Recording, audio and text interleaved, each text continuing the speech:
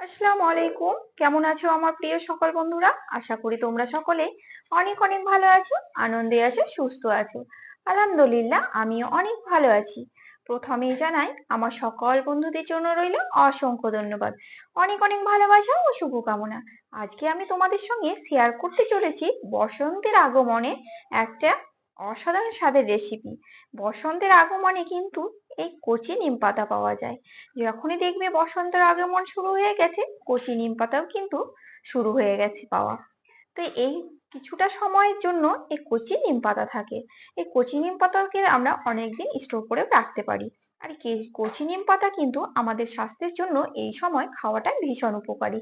তাই আজকে আমি তোমাদের খুব সহজেই বানিয়ে দেখাবো একেবারে মজাদার রেসিপি, কচি নিম পাতা দিয়ে বেগুন ভাজা।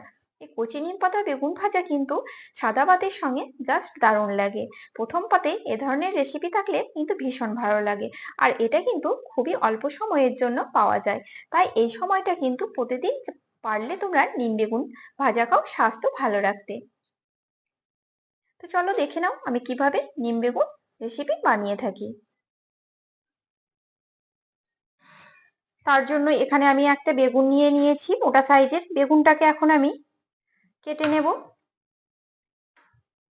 তো সবসময় চেষ্টা করবে তোমরা যে একদমই কচি বেগুন নিতে। আর বেগুনটা কিন্তু কচি হলে, ফাঁপানো হলে খুবই সুন্দর হয় বেগুন ভাজাটা।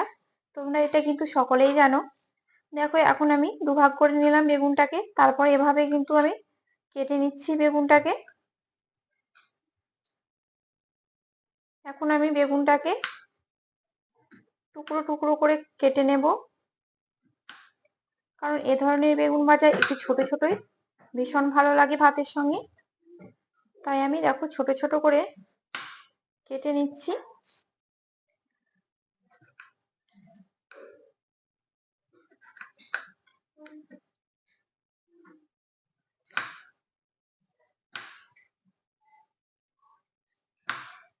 দেখো আমি তোমাদের দেখিয়ে দিই, ঠিক এভাবে কিন্তু সব বেগুনগুলো কেটে নেব।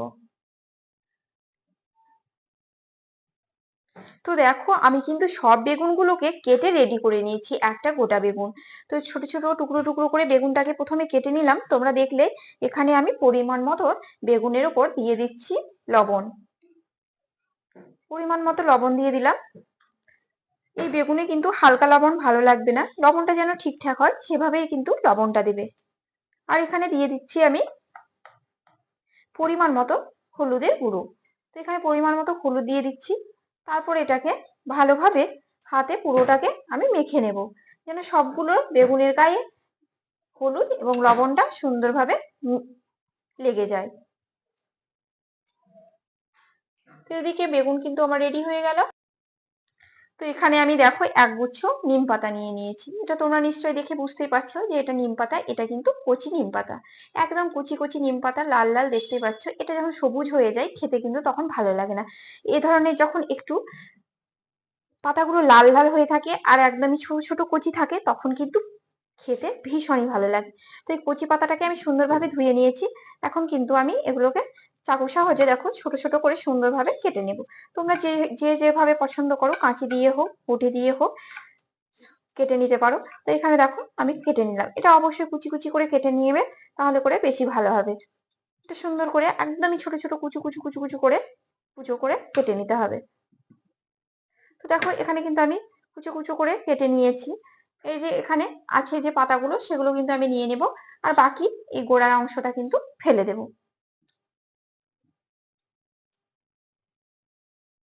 তো সব পাতাগুলোকে কিন্তু একদম কুচো কুচো করে সুন্দর করে কুচো করে নিয়েছি। চলো এবার আমি বেগুনটা ভেজে ফেলি। তো এখানে আমি কড়াই বসিয়ে দিয়েছি, আর কড়াইয়ে কিন্তু সরিষার তেল দিয়ে দেব।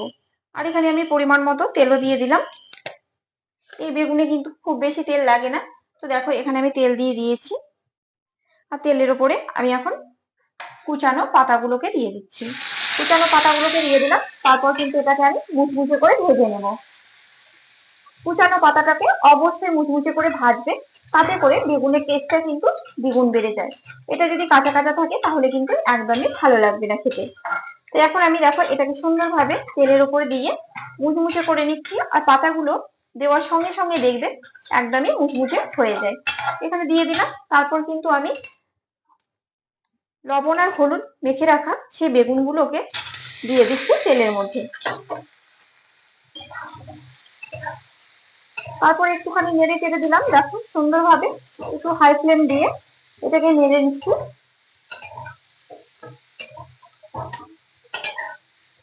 তারপরে ঠিক যেভাবে বেগুন ভাজে আর কি সেভাবে এগুলোকে আমি ভেজে নেব। তারপর চলো বেগুনটা আগে রেডি হয়ে যাক, তারপর আমি দেখাচ্ছি। তো এটাকে আমি মিডিয়াম ফ্লেমে রেখে দিলাম আর বেগুনটাকে এখন ভেজে নেব। বেগুনটা কিন্তু ভাজা হয়ে গেছে। এবারে আমি বেগুনের উপরে সবশেষে দিয়ে দেবো একটুখানি জিরে গুঁড়ো। এই জিরে গুঁড়োটা দিলে ভীষণই ভালো লাগে খেতে, তাই একটুখানি ওপরে দেখো জিরে গুঁড়ো দিয়ে দিলাম। তারপর কিন্তু এটাকে আমি নেড়ে চেড়ে নেব আর এটাকে আমি নামিয়ে নেব।